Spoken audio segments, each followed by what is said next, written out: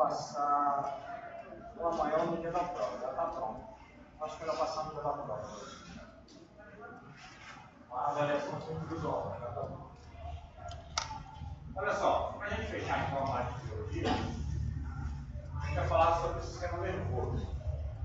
Um dos problemas da gente comentar sobre o sistema nervoso é que grande parte dos processos fisiológicos regulados pelo sistema nervoso ainda não são descritos, tá? Ou ainda não são conhecidos. Alguns estão em fase de estudos, outros em fases experimentais, mas grande parte não se conhece sobre ou a respeito. Além do mais, o sistema nervoso, algumas coisas a gente vai ver em fisiologia, outras coisas eu prefiro que vocês vejam em farmacologia. Não adianta eu falar agora, vocês verão de novo no farmaco, de uma forma repetitiva, certo? Então eu prefiro que vocês vejam em farmacologia, porque a ação dos medicamentos, grande parte deles, irão agir justamente em alguns pontos relacionados ao sistema nervoso. Claro que a gente vai preparar alguns conceitos aqui para que vocês façam a farmacologia de uma forma mais tranquila, tá? De uma forma mais fácil possível. O farmaco é difícil pra caramba, tá? Bem difícil, bem complexo. Então o sistema nervoso do nosso organismo, ele é dividido em alguns compartimentos. A gente sabe que existe o famoso sistema nervoso central. O que é ou onde está localizado o sistema nervoso central? Se vocês imaginarem pela própria nomenclatura, está localizado no centro do organismo humano, ou seja, dentro da calota craniana e percorrendo toda a medula espinhal. Então, no centro, tudo o que sair desse centro, nós chamaremos de quê? Sistema nervoso periférico. Sistema nervoso periférico. Então, esses dois compartimentos são os dois principais constituintes do nosso sistema nervoso. O sistema nervoso central está no centro do organismo humano e o sistema nervoso periférico, tudo que partir a partir desse sistema nervoso central. Existe ainda, vou até colocar com outra cor, que é um sistema nervoso particular que a gente deu uma olhada nele, como eu falei de digestório. Qual que é o nome dele? Sistema nervoso entérico, que se divide em mioentérico e submucoso. Esse sistema nervoso entérico, ele é particular do trato digestório. É ele que ajuda a regular as funções da digestão, tá? Estimulando o pâncreas, estimulando a salivação, as contrações peristálticas, o mecanismo de evacuação, tá? As secreções produzidas no trato digestório pela essa grande quantidade de neurônios. Então, esse sistema nervoso entérico, ele tem uma grande quantidade de neurônios maior do que o sistema nervoso central, para vocês terem ideia. Tá? E é um dos elementos do sistema nervoso que tem uma grande quantidade de pesquisa atualmente. Muita gente estuda o sistema nervoso entérico e muita coisa nova para ser descoberta a partir dele. Ok? Então, o sistema nervoso central, vocês sabem que todos esses compartimentos, ou melhor, o sistema nervoso de uma forma geral, dividido nesses três compartimentos, ele acaba regulando praticamente todas as atividades do nosso organismo, juntamente com o sistema endócrino que a gente acabou de ver. Certo? Então, a partir desse sistema nervoso aqui, que é dividido nesses três compartimentos, nós conseguimos regular o sistema endócrino pelo eixo neuroendócrino, observe hipotálamo, hipófise, e sistema nervoso simpático e medula adrenal. Não córtex, medula. O que mais? Além disso, também nós temos o eixo neuromuscular. Vocês sabem que contração de musculatura esquelética, contração de musculatura lisa, contração de músculo cardíaco são influenciados pelo nosso sistema nervoso. O que mais tem aqui? Algo também que está sendo constantemente estudado, neuroimune. Tá? Nossas características imunológicas também são reguladas pelo sistema nervoso. Quer ver um exemplo? Indivíduos com depressão, eles têm imunidade extremamente diminuída. Tá? O acometimento do sistema nervoso central leva à deficiência do sistema imunológico. Alguns neurotransmissores são extremamente importantes, como a norepinefrina, a epinefrina e o grande ocasionador de depressão quando os nervos estão alterados, serotonina.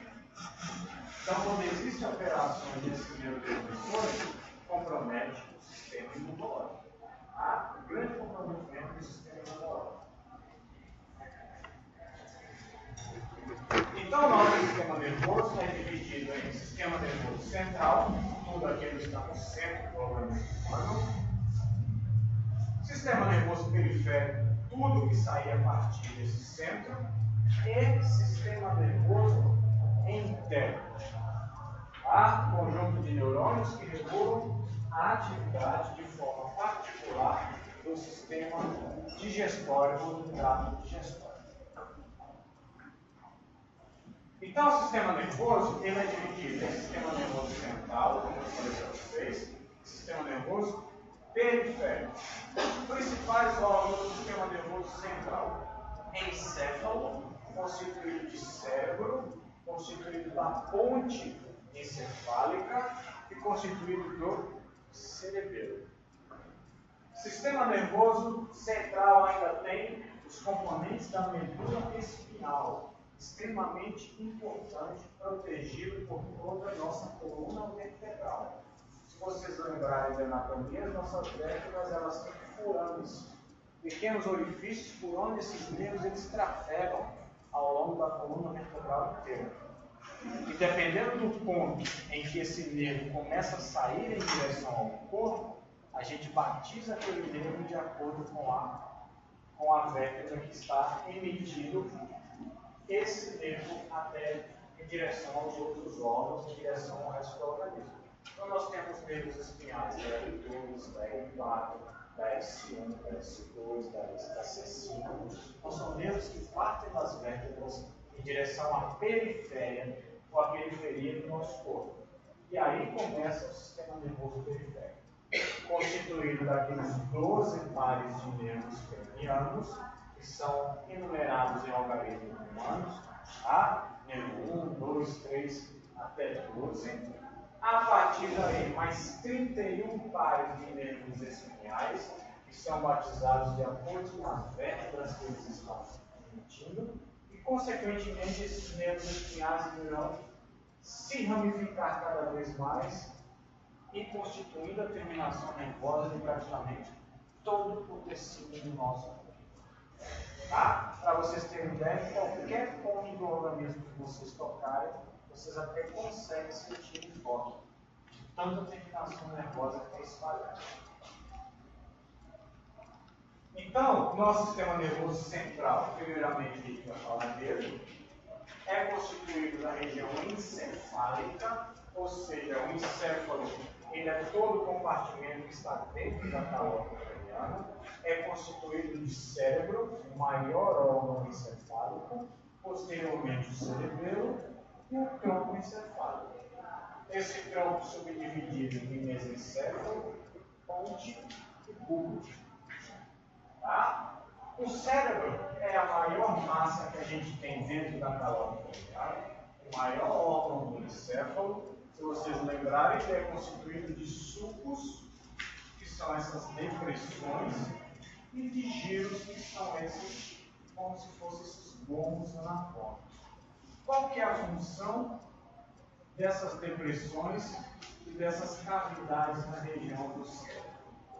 Aumentar a área de ação, aumentar a propagação do sinal na região encefálica. A gente vai ver que na região do cérebro existe uma grande quantidade de informações que chegam até ele. O que chega nós chamamos de via aferente. Então, de forma aferente, as informações vão chegando. Ele processa e ele responde pela via eferente, que é a que sai. Lembra do néfron? O sangue que chega pela arteríola aferente. O sangue que sai pela arteríola eferente. Então, sempre a aferência é o que está chegando. Eferência é o que está saindo. Então, essa região, principalmente a região cortical, que é a região mais externa do cérebro, elas são responsáveis por receber uma grande quantidade de informação. Além de receber, elas processam essas informações e retornam pela via eferente.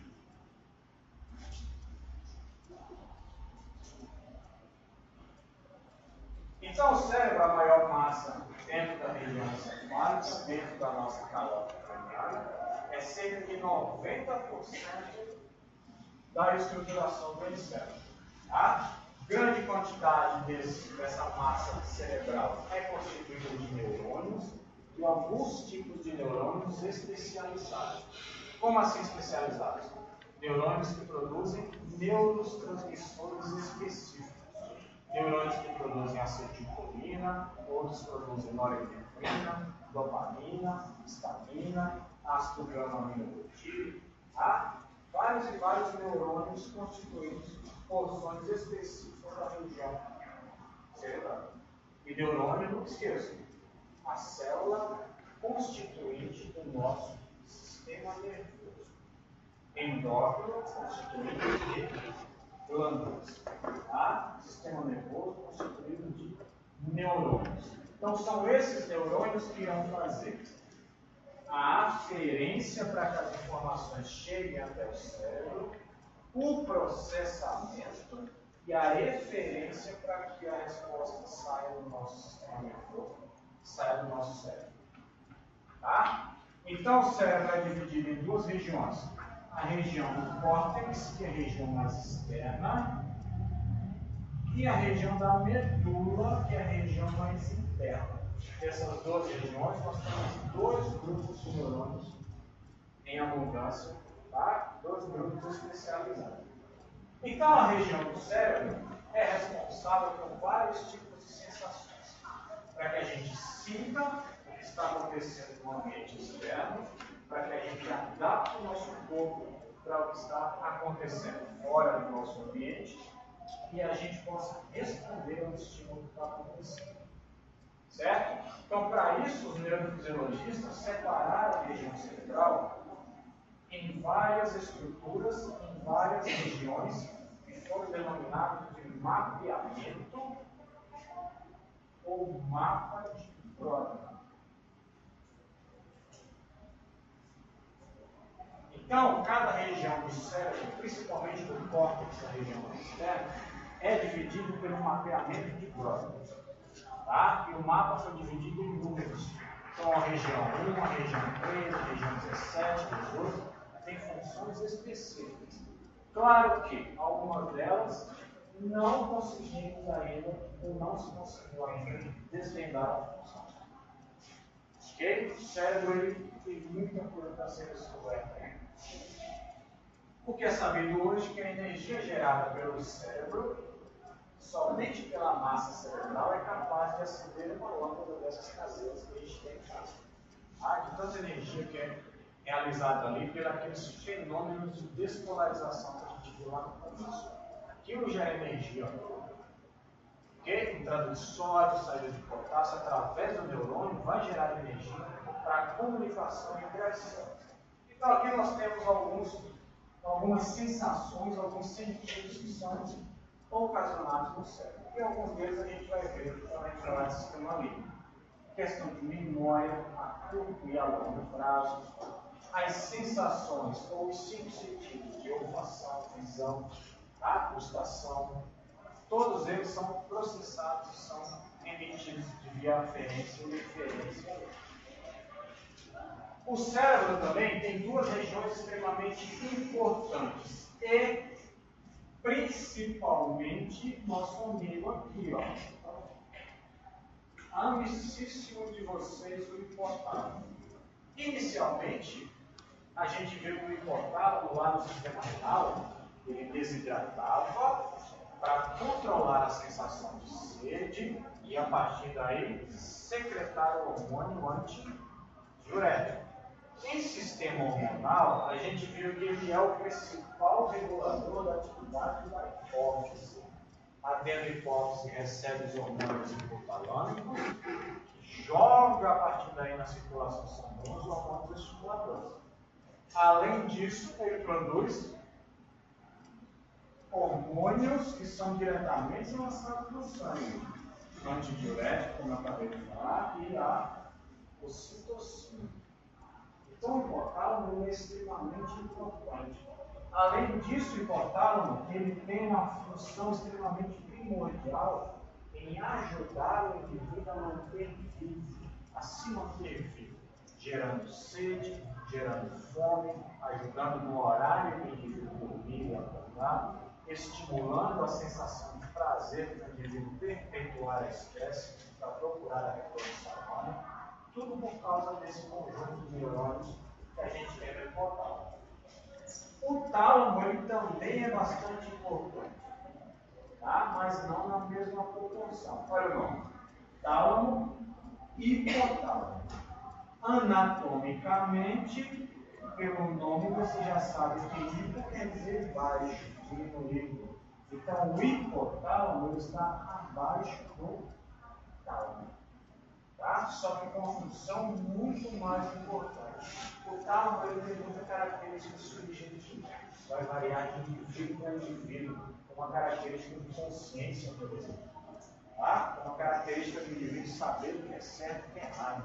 Vai depender muito do meio ambiente que ele vive, da criação que ele teve. Tá? Ó, anatomicamente, tálamo, hipotálamo. A partir daqui, esse hipotálamo começa a ser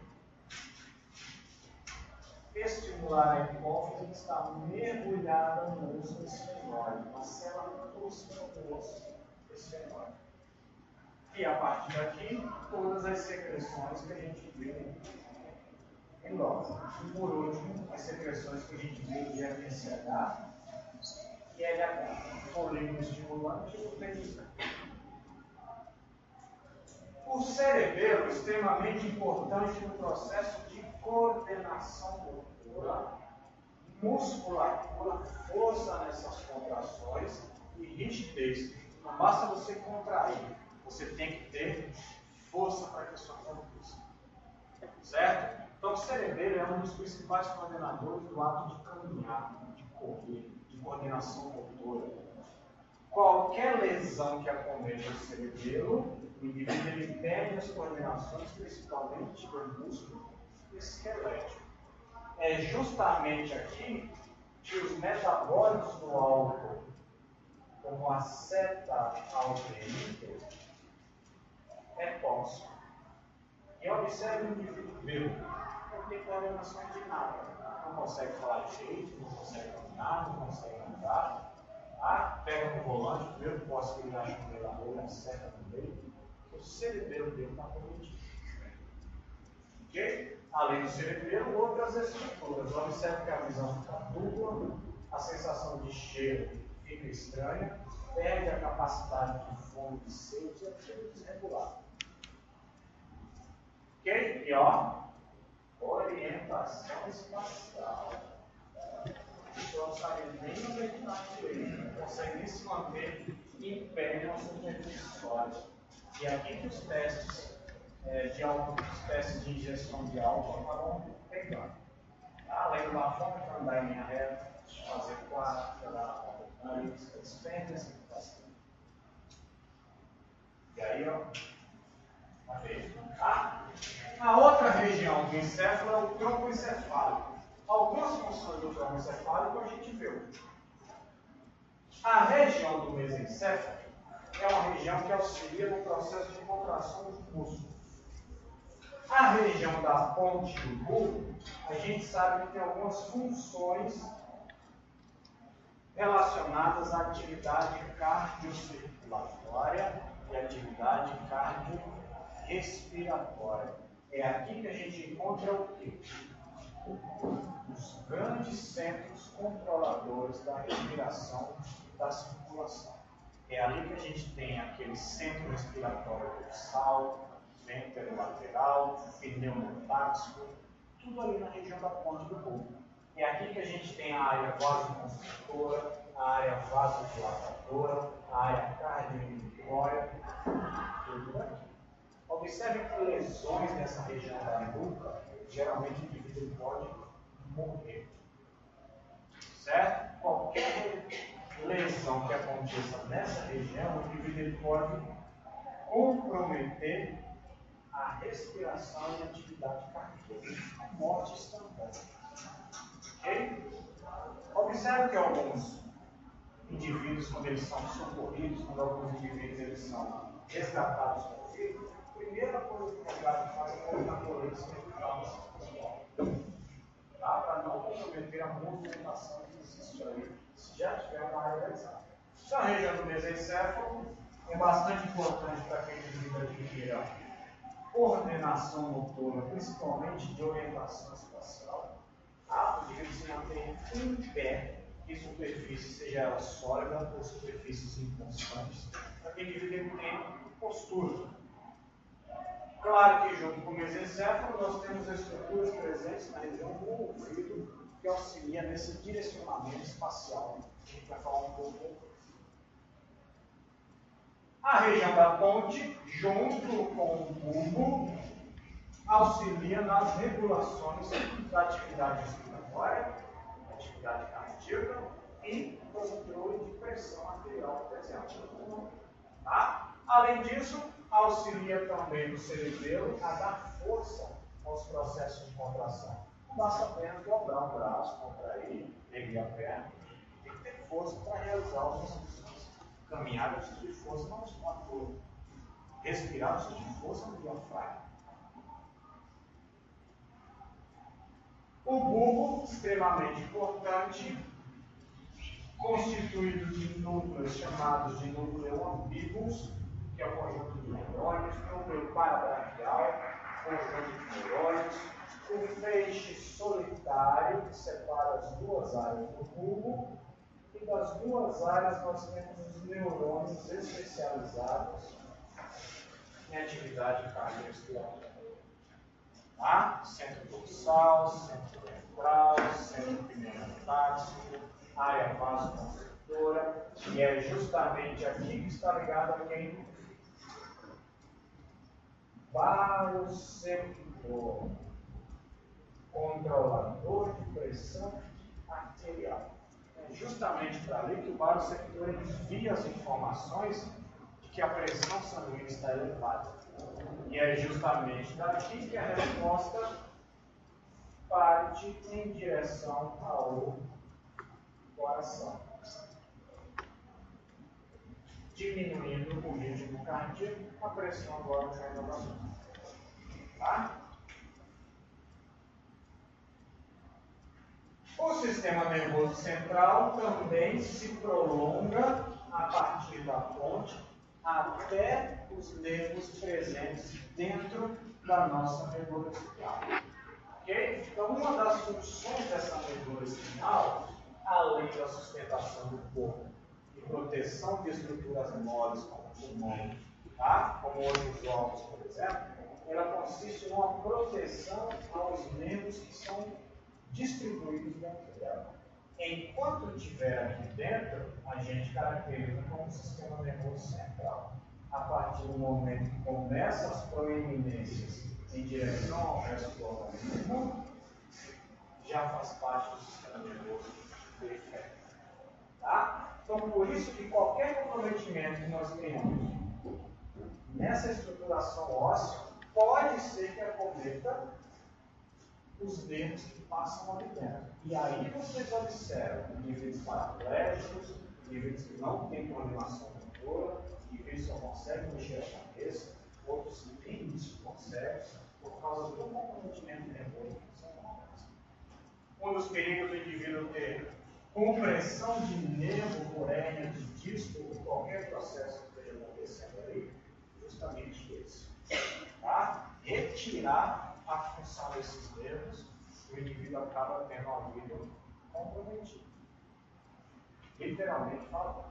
Então, a partir dessa medula espinhal, que percorre dentro da nossa coluna vertebral, nós temos cerca de 31 pares de nervos que acabam saindo em direção ao nosso corpo, tá? Para a periferia do nosso corpo.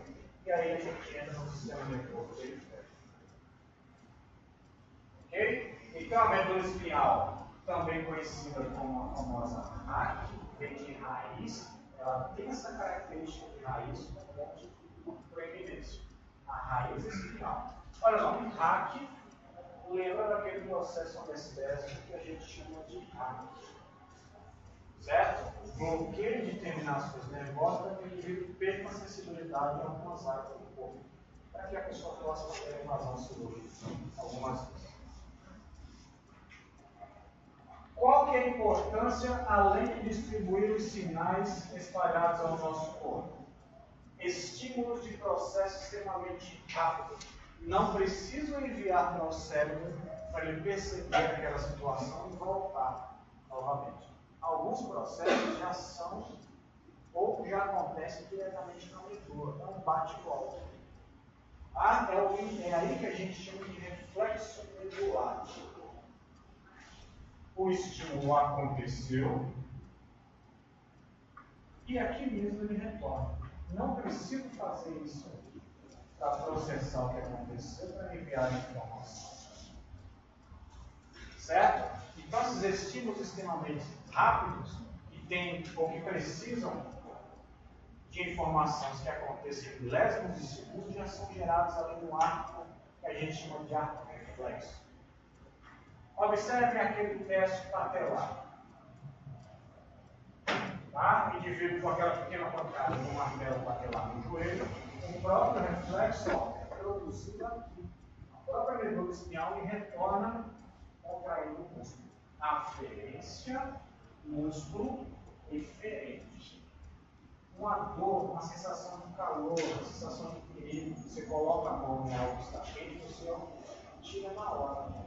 O processo ele já aconteceu aqui e aqui mesmo ele fala que está quente, que é perigoso, que vai lesionar o seu corpo. Então espera aí para o sistema nervoso central ajudar. Não que seja lento, mas é bem menos rápido do que você poderia. Certo? Então, a terminação nervosa sensitiva, que vai sentir as variações do meio externo, vão enviar informações para a medula e aqui mesmo gerar um processo de contração. E aí o indivíduo acaba tendo um aspecto protetor. Ok? Reflexo na hora, natural. Só que as pessoas nervosas gostam, e as pessoas nervosas do sentido. Né? Deixa a mão no fogo, deixa a fora no beijo. Então, qualquer lesão medular pode acometer isso aqui, com certeza. Qualquer lesão aqui, na via eferente ou na aferente. Na aferente, uma pessoa não chega nem a sentir estímulo na dor, às vezes. Está sentindo dor e acaba deixando. Quando ele vê que está lesionando alguma coisa, ele acaba deixando. Se a lesão for aqui, ele sente a dor, mas não consegue tirar. Ele sente até a dor, mas não consegue ter um reflexo rápido. Certo? Então existem essas situações, claro, que são patológicas, não são fisiológicas. Para que haja proteção dessa região espinhal e também lá da região do encéfalo, nós temos as famosas meninges. Então as meninges elas têm essa característica de proteção principalmente. Outras funções secundárias quais são?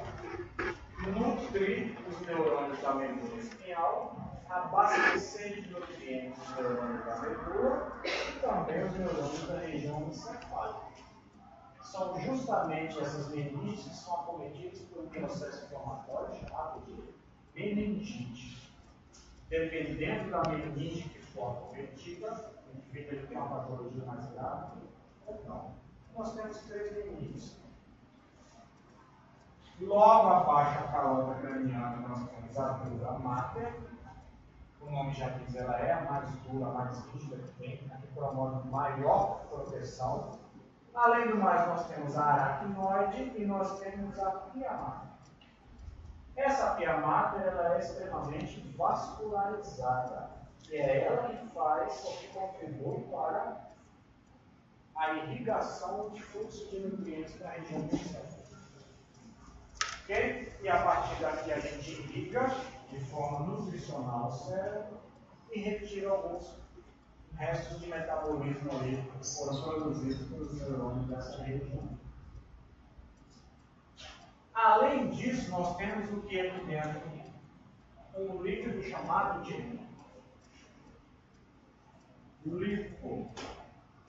É um líquido semelhante à linfa, ou seja, não tem as características do sangue.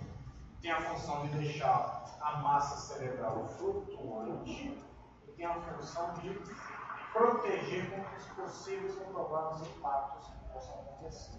Acontece impactos e algumas sobrecargas que possam acontecer na região cerebral. Tá? Esse líquido ele percorre não só a região encefálica, como a região espinal. É justamente esse que é retirado entre a L2 e a L4 para que possa fazer algumas análises, alguns exames. Tá? O líquido cefalorraquidiano.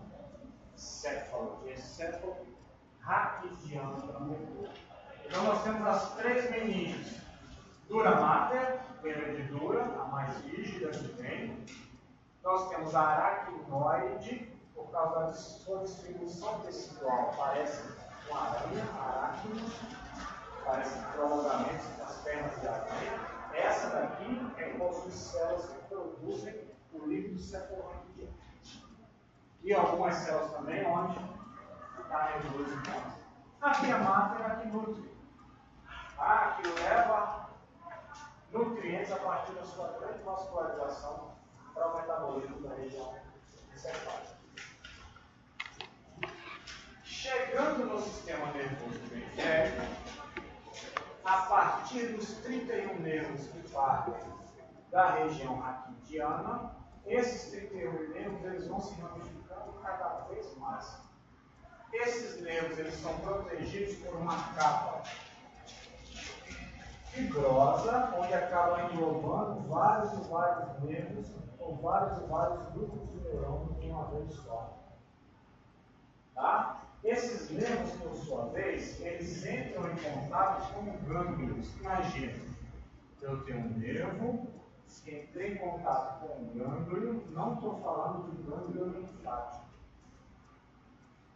Esses gânglios, por sua vez, distribuem a informação desse nervo para várias regiões. E aí sim é mais fácil a gente ter terminação nervosa em várias regiões do nosso corpo. Por causa disso, dessa forma. O nervo em contato com o gânglio e a informação distribuída para várias locais. Imaginem que um fio de energia chega do poste até a sua casa e a caixa de distribuição emite a rede elétrica para toda a residência. É a mesma coisa. Imagina se apenas 31 nervos irrigassem o potencial de ação de 31 pontos do nosso corpo. Ia ser muito difícil controlar a fisiologia do organismo. Então, assim, eu consigo emitir vários e vários sinais, várias e várias terminações nervosas a partir de um único nervo. E é assim que um estímulo ocasionado acaba gerando influência sobre outros. Observe, sensação de perigo, o estímulo foi a visão ao perigo. Mas olha o que acontece com o corpo humano. Taquicardia, a respiração aumenta, o pelo aumenta, sudorese, nervosismo, a pupila dilata, o fluxo sanguíneo vai para os músculos, porque várias terminações nervosas em cada órgão desse que eu falei, mas o estímulo foi outro. Tá? Então, o sistema nervoso periférico, todo aquele sistema que começa a sair da região central do sistema nervoso. Então, nós temos a partir daí as terminações nervosas que são distribuídas e são classificadas por tipo de neurônio, os neurônios que enviam as informações para a região central, ou se o processo for gerado na própria medula, como aquele reflexo medular. Então é eles que recebem, eles que enviam. A partir daqui enviou, processou e retornou, nós temos os neurônios que vão dar o movimento a partir daquele estímulo. Os neurônios referentes. Aferente, processou, eferente, saiu. E nós temos os mistos, que promovem tanto a eferência e por ele mesmo a resposta retórica. Eles fazem as duas vias ao mesmo tempo. Tá? Aferência e eferência. Basta ele ter o quê? Receptores para os vários tipos de neurotransmissores, fazendo as duas funções. Nós temos a partir daqui, quanto à posição anatômica, os 12 pares de nervos cranianos. Vocês viram a anatomia dos nervos cranianos? Não. 12 pares? Oi? Eu sei. Não. E os 31 pares de nervos raquidianos, que saem da medula espinhal, vão a partir daí percorrer todo o organismo humano em contato com os gânglios, sendo distribuídos ao longo do corpo. Tá? Os 12 pares também eles acabam sendo distribuídos a partir dos gânglios.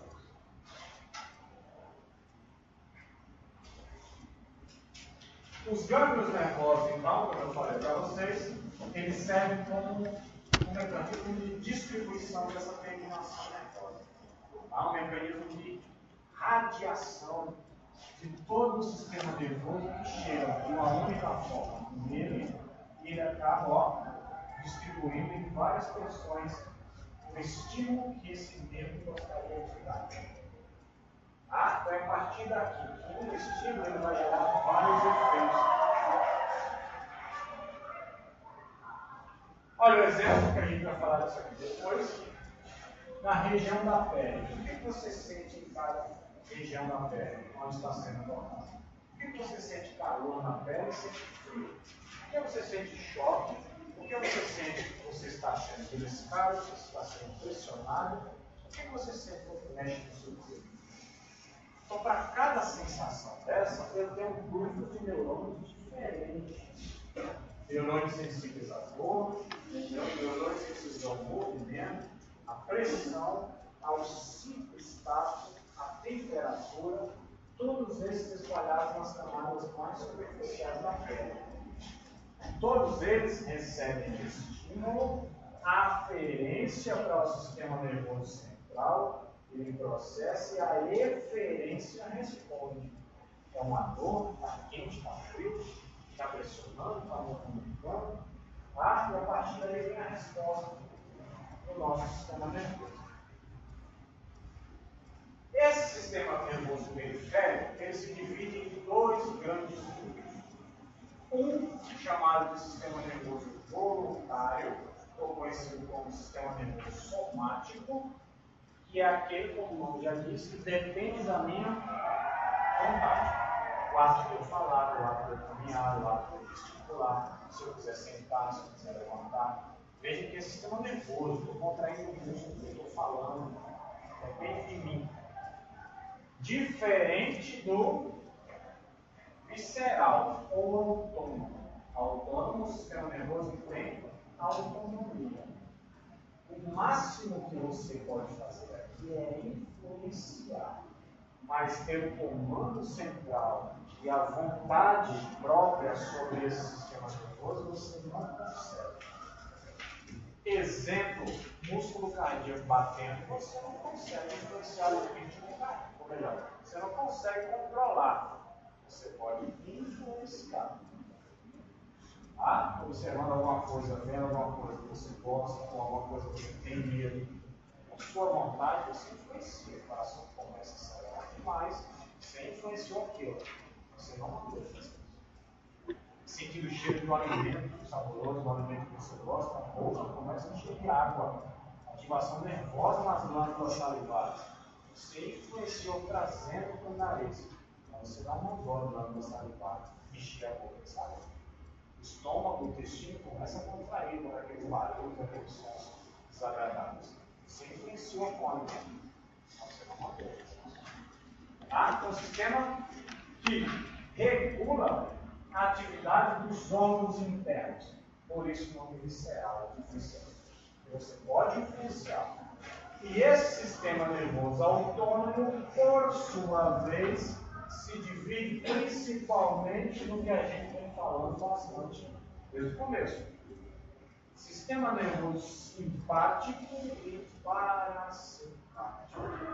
O que um fizer, o outro vai fazer de forma contrária. Sempre em benefício do corpo humano, para determinadas situações. Claro que, algumas vezes, isso se torna bastante intenso, vai ser prejudicial.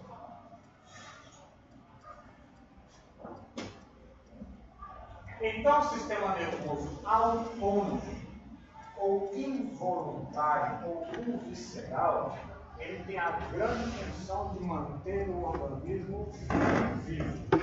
Desde o nascimento, formação da notocorda, na parte embrionária, na parte fetal, até o nascimento, ele tenta manter o organismo vivo. A única coisa que faz você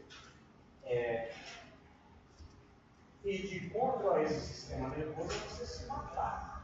De forma direta ou indireta. Direta, você pega uma bola na cabeça, pula na frente do ônibus. Indireta, você se drogar, você não se alimentar bem, se correr. Isso é uma forma indireta de você acabar com o seu organismo. Mas se depender dele, você vai viver 200, 300, 400 anos se você. Porque de todas as formas ele quer te manter vivo. Ele vai induzir você a beber água. Ele que vai induzir a você fugir do perigo, sabe que aquilo pode cometer você. Ele vai fazer você se alimentar. Você perpetuar a sua espécie buscando o sexo oposto da revolução. Tudo é ele que vai fazer isso. Tá? Vejam que são sensações involuntárias, não depende de você. Você pode influenciar. Então existe, a partir daqui do sistema nervoso central, partindo os 31 pares de nervos, mais os 12 pares de nervos cranianos, e vão se encontrar com os gânglios. E os gânglios irão distribuir as informações para várias regiões do nosso corpo. É esse sistema nervoso autônomo